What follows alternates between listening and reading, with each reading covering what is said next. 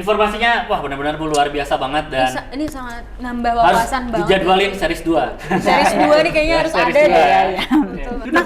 Makanya kita harus bisa menjadi seorang apa? Problem solver, ya kan, problem solver. Jadi teman-teman menggunakan satu kalimat saja itu bisa menjadi konflik yang panjang. Ya, jadi pada saat sebelum kalian mempublish atau mempublikasikan sebuah berita, baiknya teman-teman harus cek ulang lagi deh, baca lagi, ya, review lagi.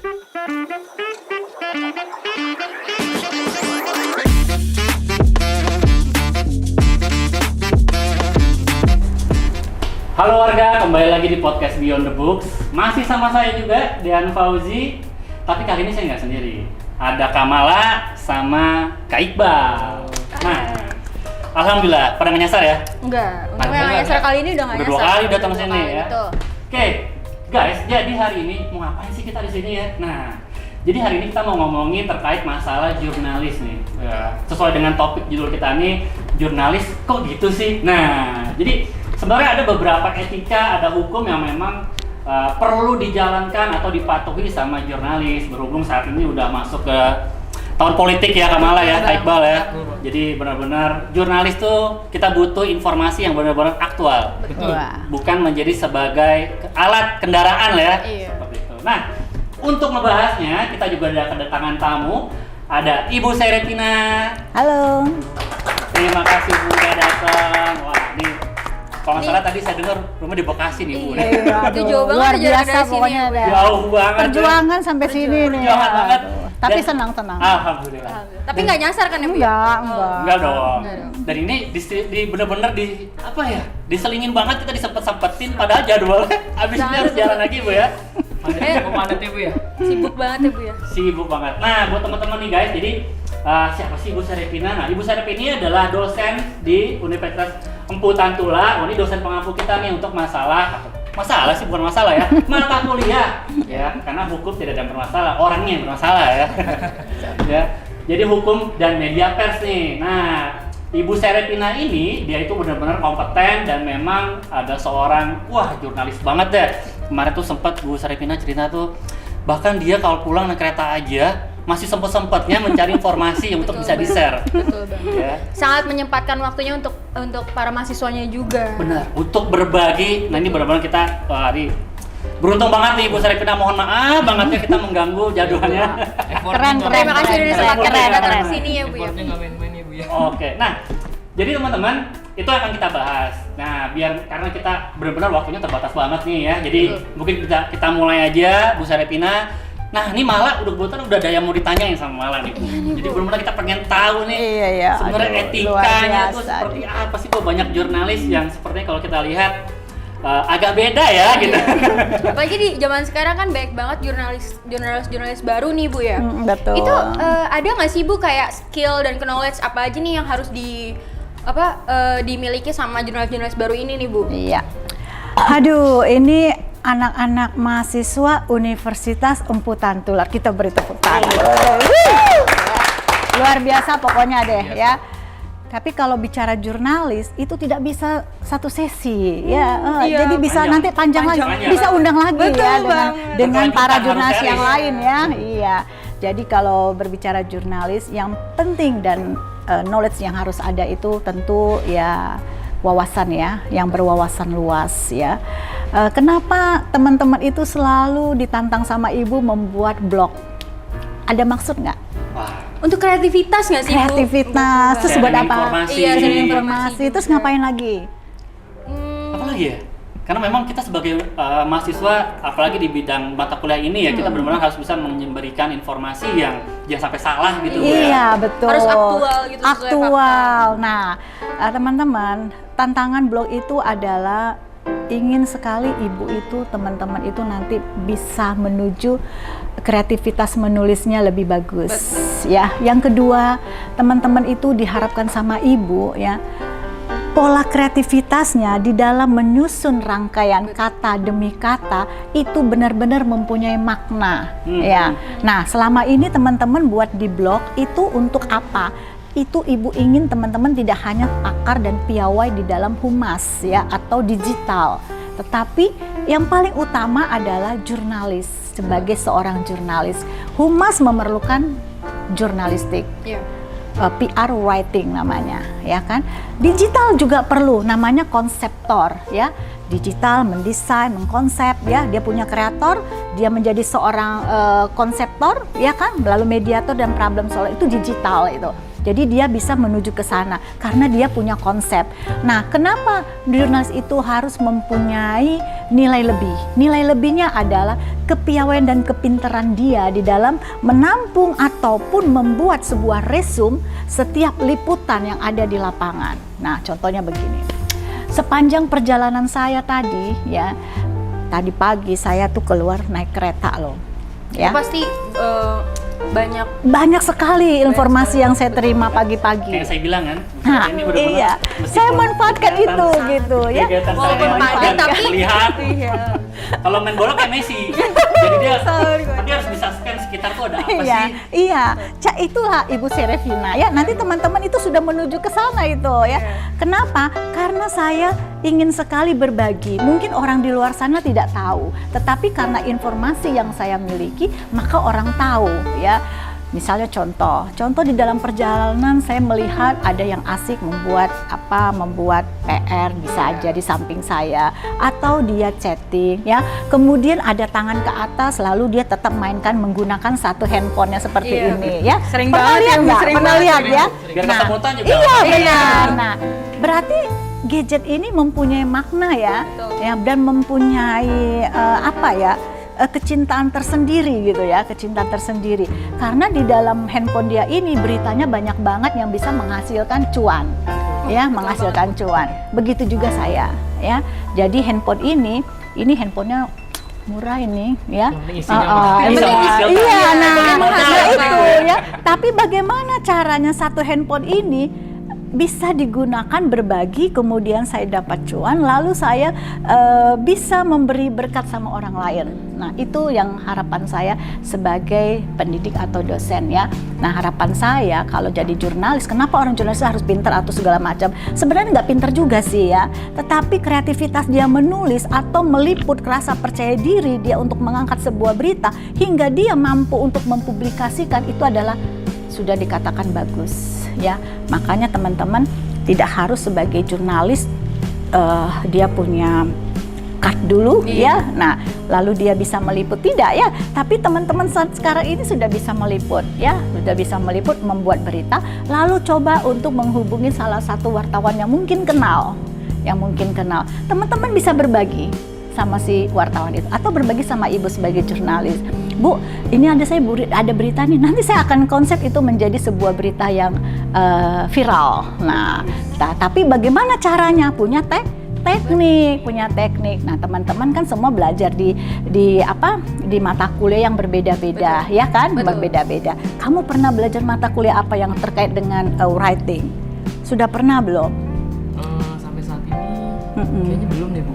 Oh, Mungkin Kalau saya kemarin tuh di yang mana nih? semester 5 baru ada yang content writing gitu. Oh, Iya, content untuk writing ya, marketing. itu Iya. berarti kan mengkonsep Iya, kan dia betul. dia memberikan ide, setelah ada ide lalu dia mengkonsep kan, lalu konsep itu lalu menjadikan alat kan Iya. penghubung. Nah, itu kan sebuah langkah yang bagus ya buat teman-teman. Jadi mata kuliah apapun sebenarnya teman-teman bisa jadikan itu tulisan ya, bahkan dia bisa dijadikan buku ya. Ada salah satu buku gabungan ibu dengan mahasiswa. Nah, itu ada 4 buku yang tercetak dalam satu semester. Ibu bangga gitu karena 4 buku itu sudah ada hasil dan karyanya, dan itu buku sudah masuk di Perpusnas ya, sudah masuk juga di beberapa sekolah pada saat ibu mengisi sebagai narasumber ya. Jadi ibu selalu memberikan itu sebagai gift atau bentuk-bentuk kuis kepada para gurunya di sana. Nah, kebanggaan saya dan keinginan saya adalah teman-teman pun bisa gitu, dengan setiap saat kita jumpun ya, teman-teman bisa mengambil resumenya ya, mengambil ringkasannya seperti apa, lalu buatlah itu menjadi rangkaian kata demi kata, tapi jangan sampai lupa ya, jangan sampai lupa. Apa yang harus tidak lupa? harus ada referensi, Betul, ya kan? Karena referensi itu adalah bukti nyata, bukti fisik. Jadi kita nggak ngarang-ngarang gitu ya. Kalau ngarang-ngarang nanti orang melihat blog Nggak kita, asbun gitu. gitu. Jadi kan nggak asik gitu ya. pendapat pribadi nih, Iya, nggak gitu. ada opini, ayo Iya ya, betul. Jadi kita harus bukti fisik sama nanti teman-teman kalau skripsi kan harus ada referensi kan, gitu. Buktinya apa? Kenapa komunikasi ini? Itu harus ada siapa yang menyampaikan itu. Komunikasi adalah apa-apa, jurnalistik adalah apa-apa. Itu semua dalam bentuk yang bukti nyata. Siapa penulisnya ini? Oke. Ya kan siapa tahu nanti malah juga jadi penulis ya. Nah, Udah begitu. sekretaris Ibu kalau. Oh gitu. Kebetulan kerja Waduh. sekretaris jadi Oh memang ya, harus gampang. bisa pintar-pintar Iya, nulis iya, ya. iya. Berarti Buat harus laporan. piawai PR writing juga Betul ya. banget. Iya. Makanya saya ngambil ilmu komunikasi buat Iya, iya, bagus ya. Dan untungnya di UMT dia, Kak Iqbal sama Kamala, untungnya banget di kita tuh setidaknya ada 3 jurnalis tuh dosen kita. Ada Ibu Sere, Mas Michael pernah jadi Oh rektor, ya, Mas Iya, Mas Michael. sama Pak Fajrin. Iya. Oh, itu hebat banget. Iya. Patri juga, Patri juga. Patri Adi Oh iya, iya, Suryoko Patri, itu Patri. penulis. Oh, Iya, yang Patri yang nomor 1 iya, ya. iya, Iya, bukunya banyak banget Patri. iya, Gitu. Patri Adi. 4 jadinya tuh Mal. Jadi benar-benar kita tuh di UMT untuk bekal jadi seorang jurnalis tuh wah Udah pas Oh iya, banget. iya. syukurnya Iya. dengan apalagi dengan metode kuliah yang benar-benar ngebantu kita banget untuk Iya, beraktivitas ya, Bu, iya ya. betul. Apalagi di masa yang teman-teman kan masih online ya, ada yang Iya. online ya, ada juga yang Ada yang ada yang juga offline masuk juga. juga sih ya. Tapi teman-teman mari manfaatkan waktu yang tersedia ini, manfaatkan dosen itu sebagai teman diskusi ya. Karena kenapa? Karena kalau teman-teman nggak ngajak dia komunikasi, maka teman-teman hanya mentoknya di buku saja gitu. Jadi ajak mereka untuk berinteraksi. Kadang di buku sama kenyataan juga agak beda, Bu. Oh iya betul, betul. banget. Jadi di kenyataan nggak selalu sama kayak di buku. Iya, lebih baik kita mencari sesuatu yang baru Betul kan, banget, tapi tidak sampai melupakan apa yang tertuang di dalam buku seperti itu. Lanjut lagi mungkin nah ini Mas Iqbal mungkin mau nanya nih. Iya, Bu. Udah nahan-nahan ya dari tadi. Iya, saya kelihatan dia nahan-nahan ya. Kayak banyak pertanyaan. Iya, iya. Oke, pertanyaan selanjutnya saya mau nanya Bu, apa saja prinsip etika mendasar yang harus memandu media massa tradisional dan media cyber dalam pemberitaan dan pembuatan konten, Bu? Oke, baik. Prinsip etikanya ya. Prinsip Iya, etika. Berbicara etika berarti kita harus tahu ya, tahu menggunakan itu mana yang baik dan mana yang Buruk. baik dan buruk ya, benar. jelek ya. Nah, jadi bagaimana etika itu sebagai seorang jurnalis bisa menuangkan berita-berita atau informasi itu yang benar-benar aktual ya, benar-benar aktual di mata masyarakat yang membaca. Tetapi pada prinsipnya kita harus tahu cara teknik untuk menyampaikan informasi itu. Contohnya, kita jangan menggunakan bahasa-bahasa yang menyinggung, ya kan? Tidak menyerang, Bu, ya? Ya, Iya. tidak menyerang, apalagi udah masa kampanye kan, Betul banget. masa-masa Panas, Bu. politik kan. Nah, Banyak yang saling menjatuhkan Padahal Masalah yang 2019 iya, itu iya. ini, Bu. Nah, Udah bawa lagi. makanya kita harus bisa menjadi seorang apa? Problem solver, ya kan, problem solver. Jadi teman-teman, menggunakan satu kalimat saja itu bisa menjadi konflik yang panjang. Ya, jadi pada saat sebelum kalian mempublish atau mempublikasikan sebuah berita, baiknya teman-teman harus cek ulang lagi deh, baca lagi, ya, review lagi. Kira-kira ini pantas atau tidak. Nah, makanya ada namanya tim editor kan, betul. Iya. tim editor. Maka teks kita kirimkan, lalu press release kita kirimkan, lalu nanti ada tim redaksinya seperti apa, bagus atau tidak. Kemudian di dalam penyampaian dalam bentuk-bentuk yang menyinggung perasaan atau apalagi pencemaran nama baik ya, itu sangat tidak menguntungkan lah ya, tidak menguntungkan. Malah bikin panas Makan gitu ya. makin panas. Jadi Memperkeruh iya, suasana. baik itu cetak maupun itu dalam dunia media sosial ya, jangan sampai kita menggunakan bahasa-bahasa yang atau kalimat yang menyinggung perasaan orang lain ya, baik itu dalam bentuk fisik atau kata ya, tulisan semuanya, ataupun dengan bentuk simbol-simbol. Jangan sampai itu membuat orang berpikir itu beda makna gitu ya, beda makna. Orang tersenyum itu berarti positif ya, bagus ya. Tapi kalau kita sudah menggunakan simbol dengan gambar yang marah beda, atau yang beda merah banget. ya Iya, gitu ya, betul. ya itu bisa menyinggung perasaan. Yang kedua adalah dalam bentuk kapital juga terkadang demikian, huruf kapital. Betul. Padahal sebenarnya hanya typo. ya. Jadi Tapi karena jadi karena kapital itu. dikiranya marah gitu loh, Betul. karena bentuk kok kamu marah sama saya cuma Karena nanya kapital gitu. identik dengan Iya gitu. Padahal sebenarnya bukan ke faktor kesengajaan dia membuat huruf kapital kayak gitu, tapi memang benar handphonenya canggih sekali ya, langsung menggunakan kapital semua gitu ya. Autocorrection Iya, gratis gitu, kayaknya. iya gitu. Jadi media cyber itu ya tadi ya berkaitan dengan bisa masuk ke Undang-Undang ITE ya, Undang-Undang ITE pasal 27 ayat 3 itu kan di situ sangat keras dikatakan jangan sampai kita membuat atau memuat pencemaran nama baik orang ya, itu sangat salah. Karena saya pun kadang-kadang kalau masuk dengan berita-berita yang miring atau berita yang tidak mengenakan, kita aja sendiri yang menerima informasi rasanya sakitnya minta ampun, sakitnya tuh di sini ya. Nah, kayak gitu. Tapi balik lagi ke kita yang menerima informasi itu. Kita telusuri dulu, kita netralisir supaya itu tidak menjadi besar gitu, tidak menjadi besar. Begitu ya, Mas? Mantap banget.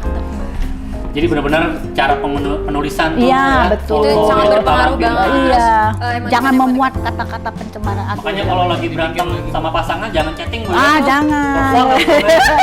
Bisa Iya, Ini iya, jadi iya. belajar. Jadi Iya, iya. belajar itulah Iya, makanya pribadi. komunikasi digital kita Sangat belajar banget. banget di sini. Iya, iya. Ada ya mata kuliahnya kan ada ya? Gitu Ada, ya, Bu. ada ya. Oke. Tapi Bu, gimana sih seharusnya nih media untuk menangani masalah privacy nih Bu? Mm-mm. Karena kan ada beberapa orang yang privasinya nggak mau diganggu. Iya, betul. Untuk diungkit ke khalayak banyak. Iya, betul. Itu gimana sih Bu cara kita minta persetujuan Iya. mereka? Gitu? Oke. Apalagi mungkin dia seorang public figure tapi Betul banget. nggak mau gitu. Iya, iya. kayak Public misal figure. masalah keluarganya lah atau masalah Biasanya itu ada terkait dengan komunikasi di belakang layar ya. Jadi memang kita sebagai jurnalis kan ada namanya ada Undang-Undang Nomor 40 itu ya. Ya, jadi di mana kita Nomor 40 tahun 1999 itu kan ada Dewan Pers ya yang menyatakan bahwa kita itu mengeluarkan berita itu ya harus yang tidak menyinggung perasaan orang lain ya tadi ya. Kemudian bagaimana caranya berita kita yang miring ini tidak terpublish dengan besar gitu ya. Jadi caranya adalah kalau menurut saya ya, jadi di dalam dunia ilmu komunikasi saya akan mengkomunikasikannya terlebih dahulu kepada si jurnalisnya atau kepada majalah ataupun medianya kayak gitu. Karena kalau sebuah berita itu masuk, maka berita itu akan masuk ke dunia kan, bukan satu orang yang menerima, tapi dunia yang akan membaca. Ya, makanya ada beberapa kasus yang seperti ini. Tentang si A diangkat beritanya, ya, terus masuk lagi minggu kedua masuk lagi berita yang sama, panas dong ya. Nah, padahal sebenarnya nggak seperti itu. Akhirnya apa yang dilakukan? Ada tim yang masuk untuk memverifikasi, ya, memverifikasi. Dia masuklah pendataan lalu memverifikasi data tersebut benar atau tidak. Lalu bagaimana caranya? Caranya orang yang merasa menjadi korban itu akan berhubungan langsung dengan pihak terkait, Jadi makanya perlu adanya pendataan dan verifikasi dari data tersebut. Jangan sampai dia yang malah ditantang oleh si korban, ya kan? Jangan sampai ditantang sama si korban sehingga itu akan menjadi konflik berpanjangan gitu. Nah, harapan saya teman-teman nanti kalau misalnya mau mempublikasikan sebuah berita, baiknya teman-teman harus masuk ke pendataan dan verifikasi lah. Ini kayaknya benar apa enggak sih? Masa sih kayak gini? Ya contoh, pemimpin kita si X dikatakan demikian. Pemimpin kita si Y dikatakan demikian, ya. Kita bisa saja mengangkat itu menjadi sebuah berita viral, ya kan? Tapi kita balik lagi di hati kita, pantas nggak kita menyampaikan itu ke dunia, ya kan? Ya kan Indonesia gitu loh, ya. Indonesia harusnya pantasnya bagaimana, kayak gitu. Kita bisa mencari pendataan atau verifikasi dulu kan, makanya adanya Undang-Undang Nomor 40 itu kan, di mana kita harus tertib dan tahu dengan aturan-aturan main yang di dalam pasal atau undang-undang tersebut, seperti itu. Berarti harus ada perjanjian dulu ya? Iya, harus sebelumnya itu diinfokan juga sih sama kita bahwa kita tidak boleh seenak-enaknya kita. Nyebarin gitu. informasi Iya. Sama penataan katanya juga Iya, harus pas. pas penyusunannya. Diramu dengan sangat tepat. Iya. Ini berkaitan banget sama pertanyaan kita yang berikutnya sebenarnya tadi udah menjawab nih. Iya. Gimana kita menangani berita palsu? Nah, itu itu verifikasi. harus verifikasi ya kan? Verifikasi terlebih dahulu. Ya harus ya. Nah, misalnya nih Bu, sekarang tuh kan banyak banget media tapi yang dimiliki oleh misalnya sebuah partai. Oh, sebuah partai. Terkadang kita bekerja di media tersebut, ternyata kita diharuskan untuk membuat berita yang menyerang salah satu pihak atau malah mendukung salah satu pihak. Nah itu kita sebagai jurnalis tuh gimana tuh sebaiknya ya? Saya pernah ditantang demikian, ya. Saya pernah ditantang demikian, masukkan berita yang kebetulan mau diangkat partai yang si A, gitu ya. Contohnya partai si A. Tetapi sebagai seorang jurnalis saya harus profesional. Saya profesional sebagai jurnalis. Saya akan mencoba kembali seperti tadi pendataan dan verifikasi. Kalau saya mau menjatuhkan partai si B lagi atau si A atau si B, rasanya saya bukan jurnalis sejati ini namanya, ya. Jadi saya harus tahu diri. Jurnalis bayaran. Ya, aduh Malah jangan jadi alat kita ini. ya, jangan sampai seperti itu. Takutnya jadi bumerang ya, Bu, Iya, jadi kita fungsi kita ini kan menyampaikan informasi yang aktual. Ngapain kita harus mencatat sebagai informasi aktual atau komunikasi atau berita yang aktual, tetapi kita tidak memberikan aktual. Yang jatuh siapa? Jurnalisnya kan? Betul. Nah, makanya kita harus koreksi diri kita.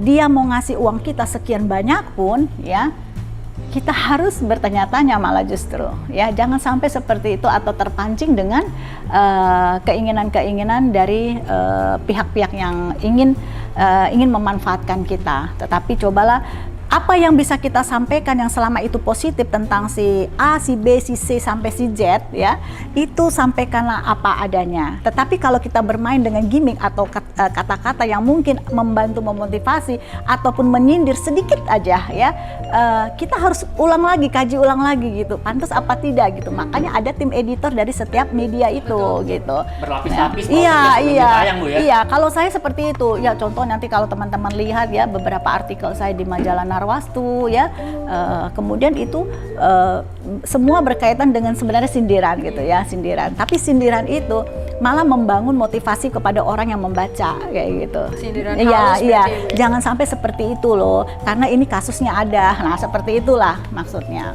Terakhir nih Bu, Ya. sebelum kita closing, benar-benar sebenarnya kurang ya waktunya ya. Sebenarnya kurang sih. Kurang Ini banget ya. seru banget sebenarnya Kurang pembahasannya. Mas itu. Iqbal mungkin nih, terakhir. Oh, terakhir Bu, kira-kira faktor apa aja Bu yang membuat jurnalis melanggar etika? Melanggar etika, jurnalis yang melanggar etika, Ya, kan iya. kadang banyak tuh yang malah dia memberikan informasi palsu dengan sengaja gitu. Iya. Seperti itu. Apa sih maksudnya, dia kan seorang jurnalis harus memberikan data Harusnya kan yang tadi yang seperti kata Ibu harus profesional. Iya, Tapi profesional. kan ada juga jurnalis-jurnalis yang mungkin melanggar itu, Bu. Oh ya, ya dia harus melihat dong dari setiap pasal atau dari Undang-Undang Nomor 40 Tahun 1999 itu. Di situ termuat apa saja, ya kan? Jurnalis itu kan harus menyampaikan berita yang memang benar-benar terjadi di lapangan kayak gitu. Jangan dia mengkelok-kelokkan berita itu gitu, atau memiringkan ataupun dia mencoba untuk memancing amarah dari pihak Menggiring yang opini lain yang gitu, lain gitu menggiring ya, Bu, ya. opini gitu, sehingga itu akan menjadi menjadi konflik panjang yang seperti saya sampaikan gitu. Ya, jadi itu kita harus sebagai jurnalis ya, jangan mau kita dimanfaatkan yang tidak Betul, karena itu rugi ke kita iya, juga rugi ya, Bu, ya, kita. sebenarnya. Iya, iya. Betul, Kita Bang. kalau Integritas. betul. Saya sebagai jurnalis harus ngapain nih? Berarti saya sudah pegang sumpah saya sebagai jurnalis Karena kayak kalau salah gitu. di undang-undang itu saya dengar jurnalis itu independen gitu Ya, ya. independen. Jadi kita kan harus tahu nih, Bom, kita memegang sebagai jurnalis ya, memang kita harus memberikan informasi yang benar-benar aktual dan benar-benar itu di mata masyarakat memberikan informasi-informasi yang positif gitu. Walaupun ada berita kita yang negatif, justru itu akan membuat orang tahu gitu, oh ini Sadar berita ini. sadar gitu. Jadi nggak harus yang manis-manis terus, yang enggak juga gitu. Tinggal bermainkan kata demi kata saja kayak gitu. Informasinya wah benar-benar luar biasa banget dan Ini sangat nambah harus wawasan banget. dijadwalin series 2. Series 2 nih kayaknya harus series ada 2 deh. ya. ya. Betul banget. Ibu Sere, thank you banget nih. Ya, sama-sama, Udah datang. sama-sama. Ya. Sudah Kamala, menyempatkan Kak waktu yang Iqbal, singkat. mudah-mudahan nggak kapok ya, nemenin saya Oh, juga nggak di sini. apa-apa ya. Enggak dong. Ya, oke guys. Jadi sebenarnya apa aja sih yang harus dilakuin? Nah tadi udah kebahas ya. Jadi jurnalis itu nggak hanya sekedar kita mencari informasi dan main kita share aja, tapi kita harus tahu dulu verifikasi kebenaran datanya, kebenaran informasinya. Dan orang yang kita tanya pun juga harus benar-benar orang yang berwawasan, yang memang paham dengan kasus yang akan kita informasikan. Ya, jadi jangan sampai salah menyebarkan informasi. Kalau mau niat jadi jurnalis, lebih baik kita harus cari ilmunya dulu. Karena sesuatu kalau nggak ada ilmunya, hancur nanti teman-teman. Baik, well, ya waktunya udah habis banget ini, kita terbatas. Jadi sampai jumpa di lain waktu lagi. Jangan lupa di like dan subscribe di podcast kita Beyond the Books UMT Emputan Tular Cipinang. Bye guys! Bye.